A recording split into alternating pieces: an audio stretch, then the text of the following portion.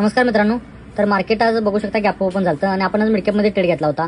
तर market gap open झाल्यानंतर sharply खाली आलं. त्यानंतर इथे विक तयार झालेला आहे मार्केटचा. इथून वरती आले मार्केटने, खाली सपोर्ट घेतला इथं. तर मार्केटने इथं आपल्याला सपोर्ट घेतला आणि इथनं रिव्हर्सल करायचा प्रयत्न होता. पण निफ्टीमध्ये आणि मिडकॅप निफ्टीमध्ये वेगवेगळा जमीन आसमानचा आज फरक होता. तर मार्केट तुम्हाला इथलं हळूहळू वरती गेले, पण इथं प्रीमियममध्ये तुम्ही बघा. तर आपली एंट्री ही इथं रिव्हर्सलला एंट्री झाली या रनिंग कॅन्डलमध्ये आणि त्यानंतर मार्केट थोडंसंच वरती गेलं आणि त्यानंतर इमिजिएटली आपला स्टॉप लॉस हिट केला आहे. तर इथं मार्केट बघा पूर्ण हळूहळू वरती गेले व सेकंड हाफमध्ये मार्केट बघा थोडंसं मोमेंटम दिले. पण प्रीमियममध्ये असं नाही झालं.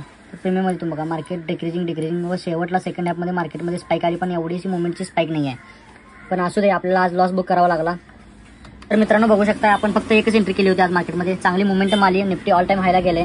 पण आपल्याला लॉस बुक केल्यानंतर आपल्याला धाडसच झालं नाही की मार्केटमध्ये कसं आहे, बँक निफ्टी वेगळं रिॲक्ट करते आहे, मिडकॅप निफ्टी वेगळीच रिॲक्ट करते आहे व फी निफ्टी सुद्धा वेगळी रिॲक्ट करते आहे. मला काहीतरी जरा शंका वाटत आहे. तर आपल्याला फक्त 232 रुपयांचा लॉस घेऊन आपल्याला आज बुक करतोय.